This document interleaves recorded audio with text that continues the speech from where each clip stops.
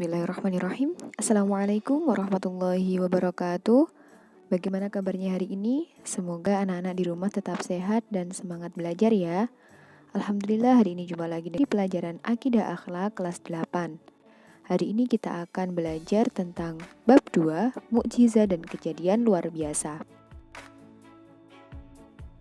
Anak-anak, mungkin kita pernah mendengar pembicaraan seseorang yang menyebut hal-hal luar biasa yang dialami oleh manusia, baik peristiwa yang dialami oleh para nabi maupun manusia biasa.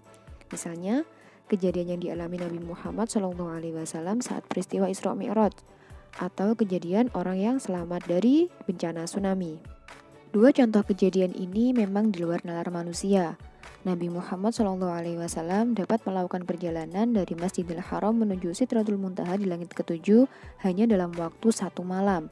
Kemudian seseorang bisa selamat dari kuatnya hempasan ombak tsunami yang meluluh lantakkan bangunan. Semua ini sebenarnya merupakan keistimewaan yang diberikan oleh Allah kepada manusia terpilih. Dalam agama Islam, kejadian-kejadian di luar nalar ini dikenal dengan mukjizat, karomah, maunah, dan irhas. Pertama, kita akan membahas tentang mukjizat.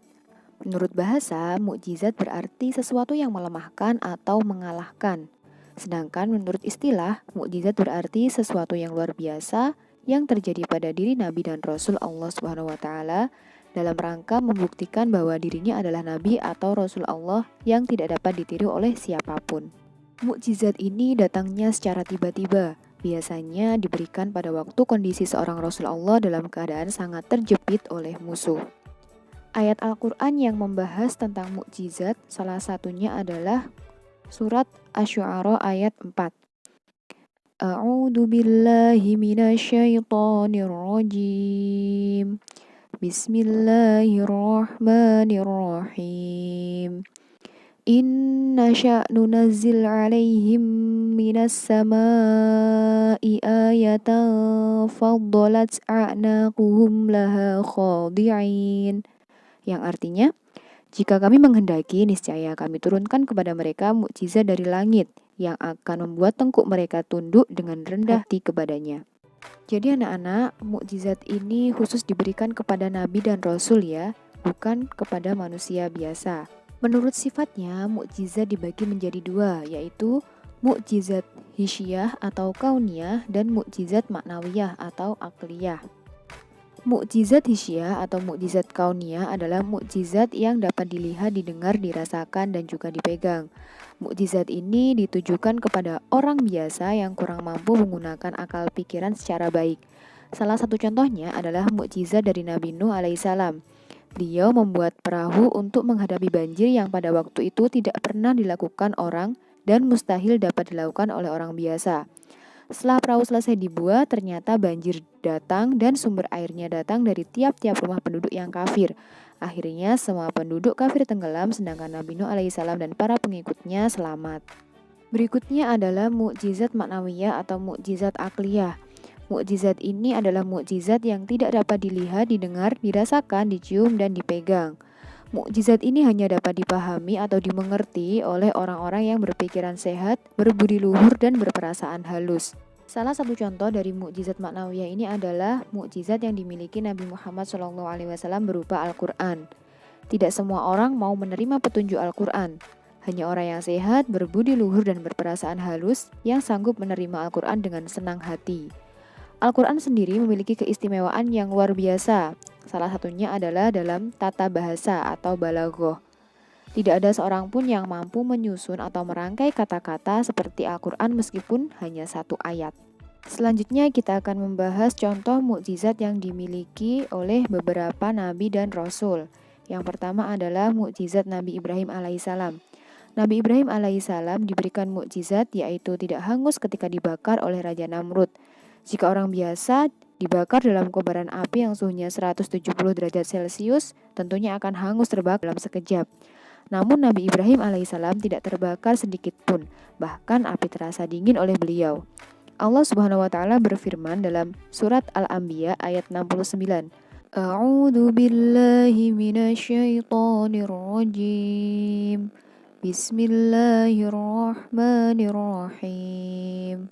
Qulna ya naru kuni bardan wa salaman ala Ibrahim. Yang artinya, kami Allah berfirman, wahai api, jadilah kamu dingin dan penyelamat bagi Ibrahim.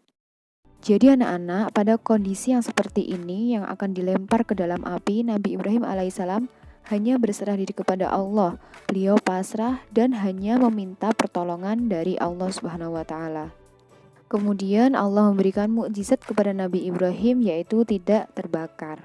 Kedua adalah mukjizat Nabi Musa alaihissalam. Nabi Musa alaihissalam diutus oleh Allah Subhanahu wa taala untuk menyeru kepada Bani Israel agar beriman kepada Allah Subhanahu wa taala. Dakwahnya ini ditentang oleh seorang raja yang kejam dan durhaka kepada Allah yang bernama Fir'aun. Untuk menghadapi Raja Fir'aun yang zalim ini, Nabi Musa alaihissalam mendapatkan dua macam mukjizat, yaitu yang pertama tongkat yang dapat berubah menjadi ular, dan yang kedua cahaya terang dari kedua tangannya. Dua mukjizat ini diterima oleh Nabi Musa alaihissalam saat berada di lembah suci bernama Tua. Lembah suci Tua ini juga disebut dengan Bukit Tursina. Dua mukjizat Nabi Musa ini diceritakan dalam Al-Quran pada surat Toha ayat 17 sampai dengan 23. Raja Fir'aun mengumpulkan para tukang sihir untuk mengalahkan Nabi Musa alaihissalam. Para tukang sihir ini melemparkan tongkat-tongkat yang ada di tangan mereka, kemudian tongkat itu menjelma menjadi ular-ular yang siap menyerang Nabi Musa. Allah Subhanahu wa taala memerintahkan Nabi Musa alaihissalam melemparkan tongkat yang biasanya digunakan untuk menggembala kambingnya. Tongkat itu kemudian berubah menjadi ular yang besar dan menelan habis semua ular para tukang sihir tersebut. Yang ketiga adalah mukjizat Nabi Muhammad SAW. Sebagai Nabi akhir zaman, Nabi Muhammad mempunyai banyak sekali mukjizat, baik yang berupa sabda atau perkataan maupun perbuatan. Mukjizat yang berupa sabda ini maksudnya adalah Rasulullah SAW menceritakan peristiwa-peristiwa yang akan terjadi sesudah beliau wafat. Mukjizat Rasulullah yang berupa sabda diantaranya yang pertama, hancurnya kerajaan Romawi. Hal ini ada dalam hadis riwayat Bukhari nomor 2888. Yang kedua, lamanya jabatan khalifah sesudah beliau wafat. Hal ini ada pada hadis riwayat Tirmidzi nomor 2152. Ternyata sabda Rasulullah ini menjadi kenyataan bahwa pemerintahan Khalifah Abu Bakar sampai Khalifah Ali bin Abi Thalib berlangsung selama 30 tahun. Setelah itu berdirilah dinasti Umayyah, kemudian disusul dinasti Abbasiyah. Yang ketiga, akan dibukanya negara Mesir. Hal ini ada pada hadis riwayat Muslim nomor 4615. Sabda Nabi ini menjadi kenyataan pada waktu pemerintahan Umar bin Khattab, negara Mesir dapat ditaklukkan kaum muslimin dan berada di bawah kekuasaan Islam. Berikutnya adalah mukjizat Rasulullah SAW yang berupa perbuatan. Contohnya, yang pertama, Rasulullah SAW membelah bulan. Hal ini diceritakan pada hadis riwayat Bukhari nomor 3579. Kemudian tentang terbenamnya kaki kuda Suraqah saat mengejar Nabi Muhammad SAW. Ketika Rasulullah SAW bersama Abu Bakar, Amir bin Fuhairah dan Abdullah bin Uraikid dari Gua Sur menuju Madinah, beliau dikejar Suraqah bin Malik. Setiap kali Suraqah telah dekat, beliau berdoa sebagai berikut. Allahumma akfini bima syi'ta, yang artinya, ya Allah selamatkanlah aku dengan cara yang engkau kehendaki. Saat itu juga Suraqah terjatuh bersama kudanya. Setelah terjatuh ketiga kalinya, akhirnya Suraqah meminta maaf dan berjanji untuk tidak menceritakan peristiwa ini kepada orang lain. Nabi Muhammad SAW memaafkan Suraqah. Kemudian Suraqah pun pulang. Saat ditanya tentang usahanya untuk menangkap dan membunuh Nabi Muhammad SAW, Suraqah menjawab bahwa Muhammad tidak ada di sana. Yang ketiga adalah Nabi Muhammad SAW memerah susu kambing Ummu Ma'bad. Dalam perjalanan ke Madinah, Nabi singgah di rumah atau perkemahan milik Ummu Ma'bad. Saat itu Nabi Muhammad memerah susu kambing milik Ummu Ma'bad yang kambingnya itu kurus dan sakit. Namun ternyata kambing ini dapat mengeluarkan air susu beberapa gelas untuk diminum Abu Bakar, Amir, Abdullah, dan beliau sendiri. Kemudian Rasulullah juga memerah lagi satu gelas untuk persediaan Abu Ma'bad. Antara mukjizat Nabi Muhammad SAW, mukjizat yang paling besar adalah Al-Quran. Sebagai mukjizat terbesar, Al-Quran tetap terjaga keasliannya sejak dahulu sampai dengan sekarang, bahkan sampai dengan akhir zaman. Selain mukjizat, kejadian luar biasa lainnya adalah karomah. Karomah menurut bahasa berarti kemuliaan, keluhuran, dan anugerah. Sedangkan menurut ulama sufi, karomah berarti keadaan luar biasa yang diberikan oleh Allah kepada para walinya. Wali merupakan orang yang beriman dan beramal soleh kepada Allah Subhanahu wa Ta'ala. Salah satu wali Allah Subhanahu wa Ta'ala adalah Sunan Kalijaga atau Raden Syahid. Saat itu beliau membuat Masjid Agung Demak Bintoro. Untuk tiang utamanya yang 4 atau soko guru, ini terdiri atas potongan-potongan kayu kecil yang kemudian ditumpuk-tumpuk tanpa menggunakan lem perekat. Namun akhirnya bisa menjadi tiang masjid yang besar dan kokoh berkat karomahnya. Selanjutnya adalah maunah. Maunah berarti pertolongan. Maunah ini diberikan oleh Allah kepada siapapun yang ia kendaki, baik nabi, wali, maupun manusia biasa. Maunah ini diberikan oleh Allah Subhanahu wa Ta'ala kepada orang mukmin untuk mengatasi kesulitan yang menurut akal sehat melebihi kemampuannya. Contohnya, seseorang yang terkurung dalam rumah yang terbakar hebat. Secara akal sehat, orang itu tidak akan selamat. Namun karena maunah atau pertolongan Allah, orang itu selamat.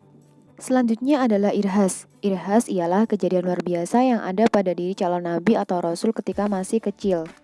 Contohnya pada saat masih bayi, Nabi Isa alaihissalam bisa berbicara kepada orang-orang yang melecehkan ibunya.